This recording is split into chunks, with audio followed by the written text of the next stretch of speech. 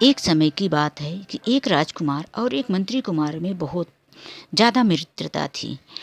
दोनों एक बार सैर करने के लिए निकलते हैं। चलते चलते दोनों को एक जंगल में रात हो जाती है। तभी राजकुमार कहते हैं कि हे मंत्री, अब हमें रात को सैर में नहीं जाना चाहिए, यहीं पर कहीं विश्राम करना चाहिए। मंत्री कुमार कहता है कि राजा, आप ठीक कह रहे हैं, मैं आपके आराम के लिए यहीं पर व्यवस्था करता हूँ। दोनों एक पेड़ के नीचे आराम कर रहे होते हैं। तभी वहाँ पर एक तेज रोशनी आती हुई दिखाई देती है। राजकुमार कहता है कि मंत्री, ये कैसी रोशनी है? मंत्री कुमार कहता है कि राजकुमार, आप चिंता ना करें, मैं पता करता हूँ कि ये रोशनी कैसी है। मंत्री कुमार उस रोशनी के पास जाकर देखता है कि वहाँ पर एक काला भयानक सांप, जिसके सिर पर मणि चमक रही थी। मंत्री कुमार आकर कहता है कि राजकुमार, वहाँ पर एक बहुत काला भयानक सांप है, मणिधारी सांप है। राजकुमार कहता है कि मंत्री, क्या ये मणि हमें मिल नहीं सकती? तब मंत्री कुमार कहता है कि महाराज, मैं कुछ करता हूँ। वो वहाँ पर तालाब के पास से जाता है और कुछ गीली मिट्टी उठाकर लाता है, उस सर्प के मणि के ऊपर डाल देता है। जैसे ही अंधेरा होता है वो सर्प मर जाता है। कहा जाता है कि मणिधारी सर्प के ऊपर यदि उसकी मणि छिन जाती है तो वो सर्प जल्दी ही मर जाता है। इस तरह से वो मणि उठाकर राजकुमार को दे देता है। सुबह होते ही राजकुमार और मंत्री कुमार निकल चलते हैं। वो चलते चलते देखते हैं कि एक नगर आ गया है। वो लोग एक तालाब के पास पहुंचते हैं और वहाँ पर अपना हाथ पैर मुंह धोकर जैसे ही वो लोग तालाब के ऊपर आते हैं, देखते हैं एक सुंदर सी कुमारी वहाँ पर बैठी हुई है। वो लोग उस कन्या से पूछते हैं कि देवी, आप कौन हो और यहाँ पर उदास क्यों बैठी हो? तब वो कहती है कि मैं यहाँ की राजकुमारी हूँ। मेरे घर वालों को एक काला सांप डस लिया है। अब मेरे घर पर कोई नहीं बचा है, मैं अकेली हूँ। आज मेरा नंबर है। वो सांप इसी पहाड़ी में रहता है, मणिधारी है। तब दोनों कहते हैं कि आप चिंता ना करें महारानी, क्योंकि राजकुमारी जी, मैंने उस सर्प को मार दिया है और देखिए हमारे पास उस सर्प की मणि भी है। यह सब देख सुनकर राजकुमारी बहुत खुश हो जाती है और कहती है कि आप दोनों यदि कुछ दिनों तक मेरे यहाँ विश्राम करेंगे तो मुझे बहुत खुशी होगी। राजकुमारी की बातें सुनकर दोनों लोग राजकुमारी के साथ जाने के लिए तैयार हो जाते हैं। राजकुमारी के राजमहल में जाकर दोनों विश्राम से रहते हैं, आराम करने लगते हैं। तभी उस राजकुमारी को भी सुकून मिलता है कि कोई तो हमारे राजमहल में है। इसी प्रकार एक दिन राजकुमारी तालाब में स्नान कर रही थी। तभी दूसरे राज्य का एक राजकुमार आता है और उस राजकुमारी की सुंदरता को देखकर बेहोश हो जाता है। और जब तक वो होश में आता है, वो राजकुमारी स्नान करके चली जाती है। वो राजकुमार पागल हो जाता है। उसके मुंह से सिर्फ एक ही बातें निकलती है, अभी यहीं थी, पता नहीं कहाँ चली गई। उसके सैनिक लोग उसे उठाकर राजमहल ले जाते हैं। वहाँ पर राजा अपने पुत्र की ऐसी हालत देखकर बहुत दुखी होते हैं। कई लोगों को इलाज के लिए बुलाते हैं, लेकिन कोई फ़ायदा नहीं होता। तब राजा ऐलान करते हैं कि जो भी मेरे बेटे को ठीक करेगा, उसको मैं अपना आधा राज्य दे दूंगा और अपनी बेटी की शादी उसके कर दूंगा उससे। वहाँ पर रह रही एक बुढ़िया ये सारी बातें सुन रही होती है। उसी महल की दासी रहती है। उसका एक बेटा पागल रहता है। वो सोचती है कि यदि मैं इस राजकुमार को ठीक करवा दूंगी तो मेरे बेटे की शादी राजकुमार मतलब राजा के बेटे से हो जाएगी और मुझे आधा राज्य भी मिल जाएगा। यही सुनकर वो राजा के पास जाती है और कहती है कि हे राजा, राजकुमार के साथ जो जो सैनिक गए थे वो सैनिक आप मुझे दिलवा दीजिए। मैं उस सैनिक को ले जाकर कुछ ही दिनों में ऐसी दवाइयाँ लेकर आऊँगा जिससे राजकुमार ठीक हो जाएंगे। राजा उसकी बात मानकर सैनिक भेज देते हैं। वो बुढ़िया उन सैनिकों को लेकर वहाँ जाने के लिए कहती है जहाँ जहाँ वो राजकुमार घूमने गए थे। सभी जगह वो सैनिक घुमाने लेके जाते हैं। लास्ट में वो उसी तालाब में लेके जाते हैं जहाँ राजकुमार बेहोश हुए थे। बताते हैं कि ये वही जगह है जहाँ पर राजकुमार बेहोश हो गए और होश आते ही पागल हो गए थे। वो बुढ़िया वहाँ पर बैठी होती है। तभी वो एक सुंदर सी राजकुमारी को देखती है कि उसी तालाब में स्नान कर रही है। और स्नान करके वो राजकुमारी चली जाती है। बुढ़िया के समझ में सब कुछ आ जाता है, वो राजकुमारी वही है। इतनी खूबसूरत राजकुमारी को देखकर ही राजकुमार पागल हुआ है। तभी वो कहती है कि सैनिकों, मेरे लिए यहाँ पर एक कुटी बना दो, मैं कुछ दिनों तक इस कुटिया में रहूँगी। वो बुढ़िया उसी में रहती है। तभी कुछ दिनों में वो राजकुमारी से पहचान बनाने की कोशिश करती है। एक दिन वो राजकुमारी स्नान कर रही होती है। वो उस राजकुमारी को अपने पास बुलाकर कहती है कि पुत्री, तुम कौन हो? तुम यहाँ पर रोज आती हो, लेकिन तुमने कभी ध्यान नहीं दिया कि यहाँ पर एक बूढ़ी औरत रहती है। क्या तुम मेरे पास थोड़ा टाइम व्यतीत कर सकती हो क्या? मेरा इस दुनिया में कोई नहीं है। राजकुमारी इस तरह से उस बुढ़िया की दुख भरी बातें सुनकर उसके साथ बात करने में लीन हो जाती हैं। तभी उस बुढ़िया ने समझा रखा था कि मैं जब राजकुमारी से बातें करूँगी तो तुम लोग इसे ज़बरदस्ती उठाकर राजमहल ले चलना। वो सैनिक वैसा ही करते हैं। तभी वो राजकुमारी उस बुढ़िया को कोसती हुई, चिल्लाती हुई कहती है कि मुझे छोड़ दो, तुम लोग मेरे साथ ज़बरदस्ती क्यों कर रहे हो? लेकिन वो लोग नहीं छोड़ते। राजमहल ले जाकर जब राजा को पता चलता है कि बुढ़िया एक राजकुमारी को उठवा कर लाई है, तब वो राजा सारी बात पूछते हैं। बुढ़िया सब कुछ बताती है कि वही राजकुमारी है जिसकी वजह से राजकुमार पागल हुए हैं। राजकुमार को उसे दिखाया जाता है। राजकुमार उस राजकुमारी को देखते ही ठीक हो जाते हैं। तभी राजा उस राजकुमारी से बड़े विनम्रता के साथ कहते हैं कि हे पुत्री, तुम कौन हो और तुम्हारा राज्य कौन सा है? वो राजकुमारी भी अपने बारे में सब कुछ बताती है और कहती है कि मुझे अपने राज्य जाने दीजिए। राजा कहते हैं कि नहीं पुत्री, तुम मेरे ही राज्य में रहो। मैं तुम्हारी शादी अपने बेटे के साथ करवा दूंगा और तुम्हें पूरा राज्यपाट सौंप दूंगा। राजकुमारी कहती है कि महाराज, मुझे 2 वर्ष का टाइम दीजिए, मैं सोचकर बताऊंगी और मैं तब तक किसी से बात नहीं करूंगी, मैं यहीं पर तपस्या करूंगी। महाराज उसकी बात मानकर उसे वहीं पर तपस्या करने के लिए स्थान दे देते हैं। वो राजकुमारी भी बहुत खुश होता है कि अब तो ये राजकुमारी हमारे ही राजमहल में रहेगी। इस तरह वो वहाँ से जब नहीं आ पाती तो इधर राजकुमारी के घर में रह रहे मंत्री और राजकुमार दोनों आपस में बातें करते हैं कि अब तो बहुत देर हो चुकी है, राजकुमारी कई दिनों से वापस नहीं आई, क्या किया जाए, कहाँ ढूंढा जाए राजकुमारी को। राजकुमार इस तरह से चिंता करते हैं। मंत्री कुमार कहता है कि महाराज, आप चिंता ना करें मेरे दोस्त राजकुमार, मैं उस राजकुमारी को जरूर ढूंढ कर लाऊंगा। वो मंत्री कुमार राजकुमारी को ढूंढने के लिए कई नगरों में जाते हैं और वहाँ के नगरवासी से पूछते हैं कि क्या है आपके नगर का हाल, कैसा है आपका राजा। इसी तरह से वो ढूंढते ढूंढते एक दिन वो उसी राज्य में पहुंच जाते हैं जहां राजकुमारी तपस्या कर रही होती है। वहां जाकर एक नगरवासी से पूछते हैं कि आपके राजा कैसे हैं, कैसी है आपकी प्रजा। वहाँ का नगरवासी कहता है कि राजा तो ठीक है और यहाँ की प्रजा भी सुखी है, लेकिन हमारे यहाँ कुछ घटना घटी है। हमारा जो राजकुमार है वो एक राजकुमारी के प्रेम में पागल हो गया है। उस राजकुमारी को यहाँ पर बंदी बनाकर रखा गया है। 2 वर्ष होने चले। उसकी तपस्या ठीक होते ही वो राजकुमारी अपना निर्णय सुनाएगी और राजकुमार की शादी उस राजकुमारी से हो जाएगी। तब वो मंत्री पूछते हैं कि ये सब करने के लिए कौन गया था, राजकुमारी यहाँ तक कैसे पहुँची। तब वो कहता है कि यहीं पर एक बूढ़ी औरत रहती है जो महल में ही दासी का काम करती है। वह बड़ी चालाक औरत है, वही राजकुमारी को उठवा कर लाई है, क्योंकि राजा ने ऐलान किया था कि जो भी हमारे राजकुमार को ठीक कर देगा उससे हम अपनी बेटी की शादी करेंगे और आधा राज्य भी उसे दे देंगे। उस बूढ़ी औरत का एक पागल पुत्र है। अब जैसे ही राजकुमार की शादी हो जाएगी वैसे ही राजा अपनी बेटी की शादी उस बुढ़िया के बेटे के साथ कर देंगे।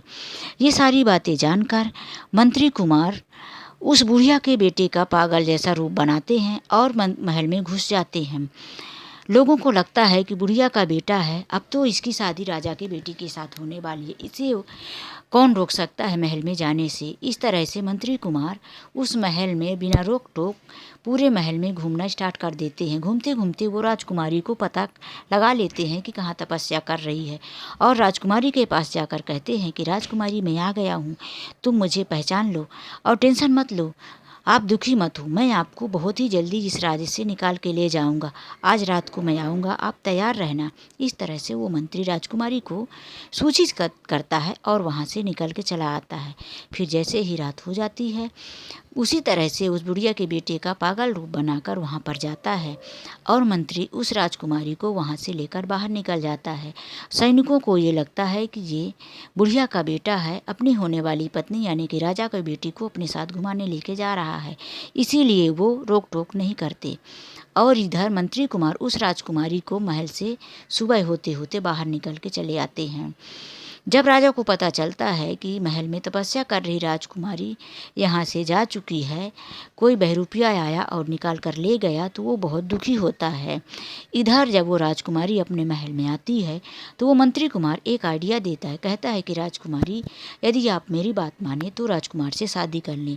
वो खूबसूरत राजकुमारी भी उस राजकुमार से प्रेम करती थी और वो तुरंत मंत्री कुमार की बात मान लेती है और दोनों शादी कर लेते हैं। अब मंत्री कुमार एक और सलाह देता है कि राजकुमार, हम दोनों को यहाँ तक आए हुए 2 वर्ष हो गए, अब हमें अपने राज्य की तरफ जाना चाहिए। तीनों अपने राज्य की तरफ चल देते हैं। चलते चलते रास्ते में रात हो जाती है। वो लोग एक घने पेड़ की छाँव में रात गुजारने लगते हैं। वहाँ पर 2 चिड़िया आपस में बातें करने लगती है कि इन दोनों मंत्री और राजकुमार के बेटे में बहुत मित्रता है।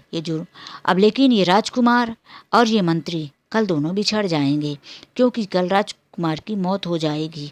वो चिड़िया कहती है, कैसे? कहते हैं, जैसे ये अपने राज्य में राजकुमार पहुँचेगा, इसको लेने के लिए हाथी की सवारी आएगी और उसमें बैठकर ये जाएगा, लेकिन हाथी आधे रास्ते में ही अपनी सूंड से पटक कर इसे मार डालेगी। वो चिड़िया कहती है कि इसके बचने का कोई उपाय नहीं है क्या?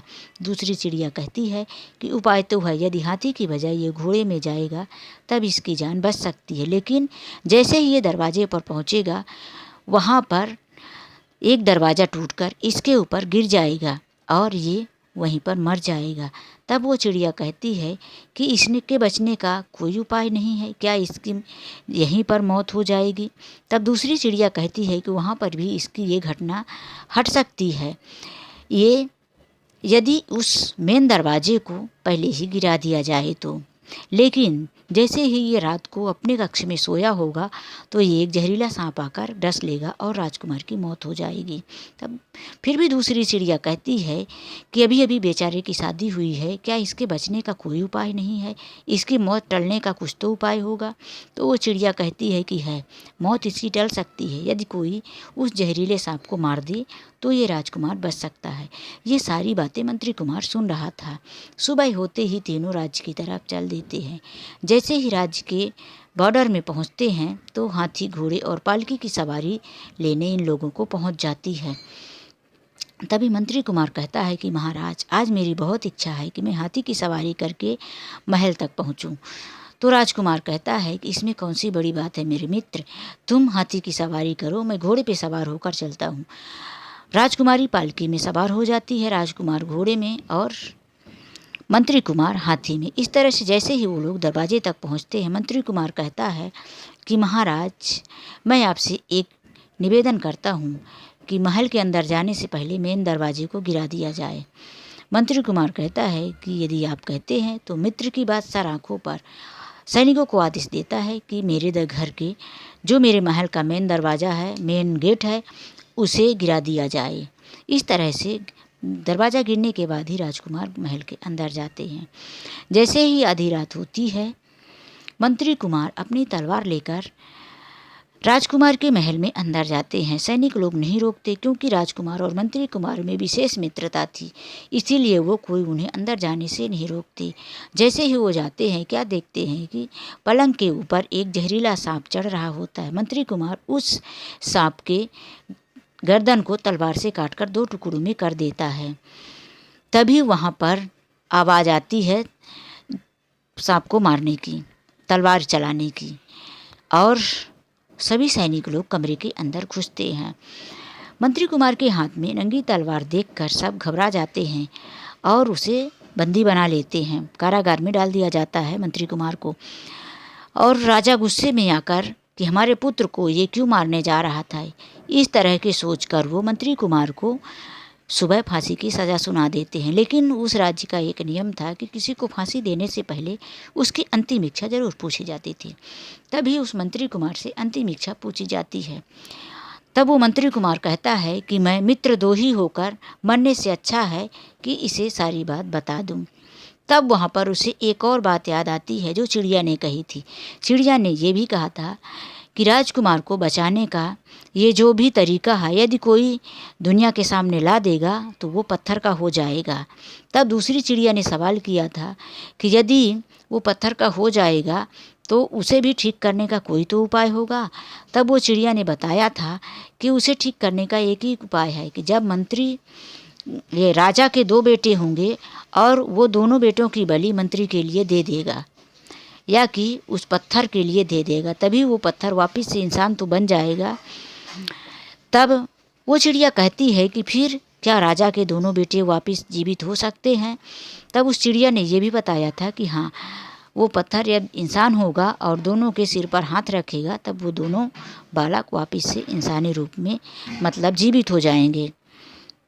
ये बातें उस मंत्री को याद रहती है। वहाँ पर वो कहता है कि मन में सोचता है कि भले ही मैं पत्थर का बन जाऊँ लेकिन मैं सबको बताऊँगा।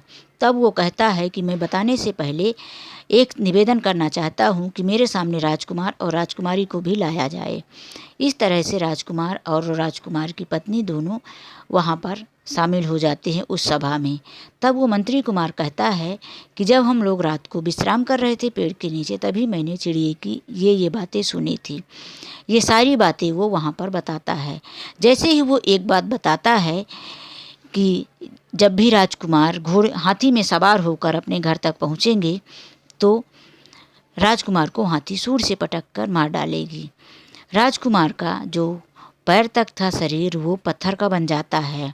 उसने सब बताया था कि मैं पत्थर का बन जाऊंगा लेकिन मैं मित्रद्रोही होकर मरना नहीं चाहता। फिर वो कहता है कि दूसरी बात बताता है कि यदि दरवाजे को गिरा दिया जाए तो भी राजकुमार बच सकते थे जैसा कि मैंने करवाया। फिर वो तीसरी बात भी बताया कि यदि सांप को मरवा दिया जाए तो भी राजकुमार बच सकते थे। तो मैंने वही किया। मैंने जैसे ही सांप को मारा तो तलवार की खटकने की आवाज़ सुनाई दी। जाके आप लोग देख सकते हैं अभी भी राजकुमार के कमरे में एक मरा हुआ सांप पड़ा होगा। इस तरह से वो बात बताता है। तभी मंत्री सिर से पांव तक लेकर पत्थर का बन जाता है। सब लोग कहने लगते हैं कि इस राज्य में बहुत बुरा हुआ, अपना बलिदान दे दिया मंत्री ने अपने दोस्त के लिए। राजकुमार अपने मंत्री कुमार दोस्त को एक मंदिर बनवाकर वहाँ पर मूर्ति को रखवा देते हैं पत्थर की और रोज़ जाकर उसकी पूजा करते हैं। इसी तरह से राजकुमार के 2 बेटे होते हैं। तब एक दिन वो मंत्री कुमार प्रकट होकर कहता है कि यदि तुम मुझे जीवित देखना चाहते हो राजकुमार तो अपने दोनों बेटों की बलि दे दो, मैं जीवित हो जाऊंगा। तब राजकुमार अपनी पत्नी से जाकर कहते हैं कि हे देवी, आज मंत्री कुमार मेरे सामने प्रकट हुआ था और उसने मुझसे ऐसी शर्त रखी है, अब क्या कर सकते हैं।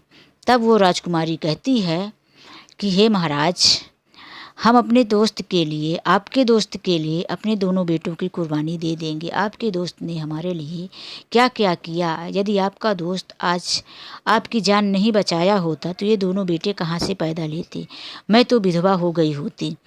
इस तरह से वो राजकुमार अपने दोनों बेटों को ले जाकर वहाँ पर बलि दे देता है। तभी वो मंत्री कुमार इंसानी रूप में वापस आ जाता है और उन दोनों बेटों के सिर पर हाथ रखकर उन्हें वापस से जीवित कर देता है। अब राजकुमारी मतलब राजकुमार और राजकुमार की पत्नी अपने बीच अपने प्रिय मंत्री को, अपने दोस्त को पाकर बहुत खुश हो जाते हैं और एक बार फिर से उस राज्य में खुशियाँ छा जाती हैं। चारों तरफ ढोल नगाड़े, नाच गाने की खुशियाँ छा जाती हैं। ये वीडियो यहीं से समाप्त होती है। वीडियो को अंत तक देखने के लिए आप लोगों का बहुत बहुत धन्यवाद।